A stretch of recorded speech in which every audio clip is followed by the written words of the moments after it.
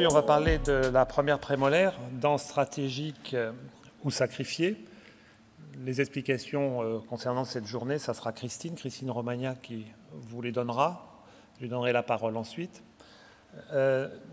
Donc je la remercie d'avoir participé à cette journée et de s'être impliquée pour la monter en ayant une certaine harmonie dans les propos qui seront tenus.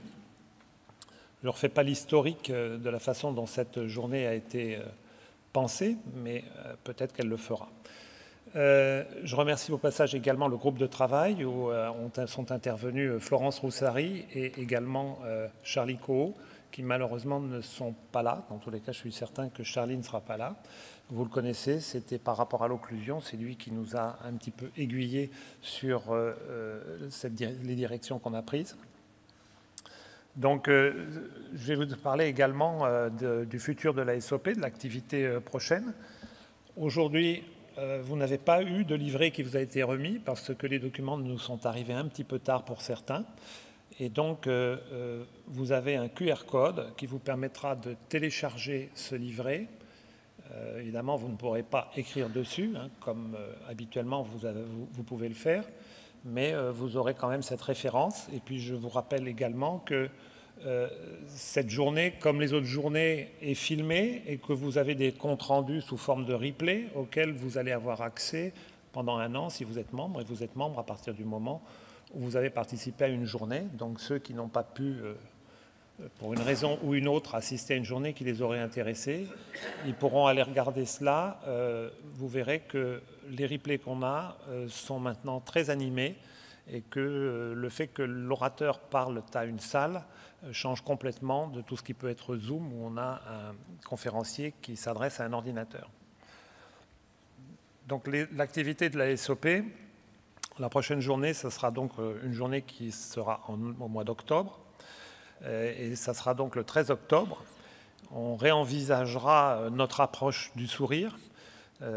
C'est une journée qui a été voulue et construite par Florence Roussari, donc, qui est orthodontiste et qui est membre du conseil d'administration. Une journée qui aura un thème élargi sur le sourire, hein. Ce n'est pas uniquement la dent qui va être concernée, puisqu'on va l'envisager, réenvisager, pardon. Donc, ça sera une journée où interviendront des gens comme Armand Parinck, qui est chirurgien plasticien, où vous avez Olivier Revol qui parlera de l'aspect psychologique, où vous avez donc Christine Muller qui évoquera l'importance des lèvres. Donc vous voyez, on se rapproche des dents, mais on n'y est pas encore tout à fait. Et finalement, ce seront Philippe Bidot qui parlera de parodontologie, et puis Chloé Plassard qui parlera de restauratrice, des petits gestes de rien du tout qui vont modifier de façon radicale l'aspect que peut avoir un sourire. Voilà. Donc une très belle journée qui rencontre déjà un public, et donc j'espère que vous aussi vous serez présents pour y assister. Ensuite, la journée suivante, ça sera en janvier, en début d'année, donc on va avoir une journée qui est sur la communication. Entendre, vous savez que ça a un double sens, hein, surtout quand on est un peu méridional.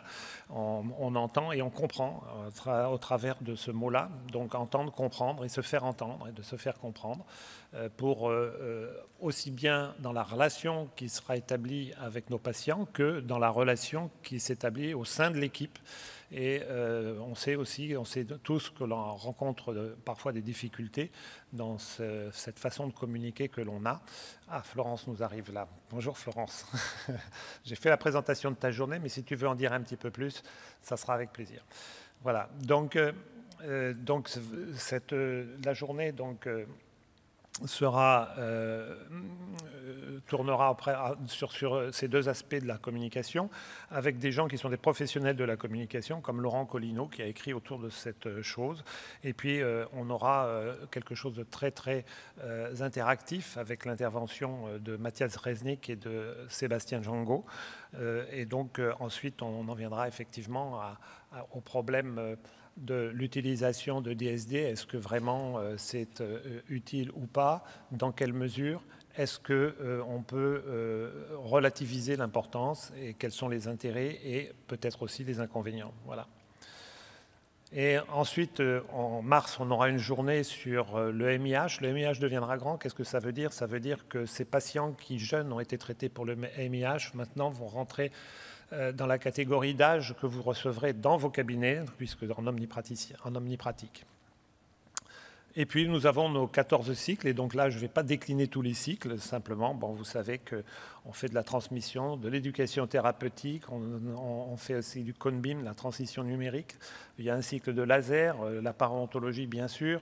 Les facteurs humains, aussi très intéressants. Mais bon, ça a l'air de se remplir très, très rapidement. L'endodontie, je vous en parle, mais il n'y a plus de place. Dentisterie esthétique, un très beau cycle organisé par Bertrand, qui s'est attaché, Bertrand Terville, pardon, ici présent, qui s'attache à sélectionner des orateurs et des conférenciers de grande qualité, et donc qui est un cycle qui est très apprécié. Occlusodontie, bon, je ne vous en parle pas plus parce que certains ont déjà assisté à des présentations comme celle du mois de mai, et puis Jean-Daniel, qui est ici présent, participe largement, et demain il sera encore au cycle d'occlusodontie pour évoquer les problèmes, je crois, de bruxisme. Enfin voilà, odontologie pédiatrique, un cycle qui est mixte à la fois en distanciel et en présentiel, et puis bon, l'hypnose et voilà, dermatologie buccale. Bon, je m'arrête là. Sinon, on va y passer la matinée si on doit développer le contenu de chacun des cycles. Vous avez toujours la possibilité de vous renseigner auprès du secrétariat. Vous avez les coordonnées. Isabelle se fera un plaisir de vous répondre en direct. Et pour finir, ben écoutez, il y a quand même quelque chose d'important, c'est le voyage, le congrès à l'île Maurice que organise Meyer Fitoussi. Et donc là, ça sera la 20e édition, 20e anniversaire. Mais ça veut pas dire 20e édition, pardon, ça ne veut pas dire 20e anniversaire, puisqu'au départ, c'était tous les 2 ans. Et je crois que la première année, c'était en 96 que la SOP s'est rendue. Et donc, on a pris cette habitude parce que à l'île Maurice, on rencontre un public de Mauriciens, avec une centaine de Mauriciens qui participent à ces congrès. Et les échanges sont très fructueux. Voilà. Je m'arrête là et je vais laisser la parole à Christine, qui va nous présenter cette journée.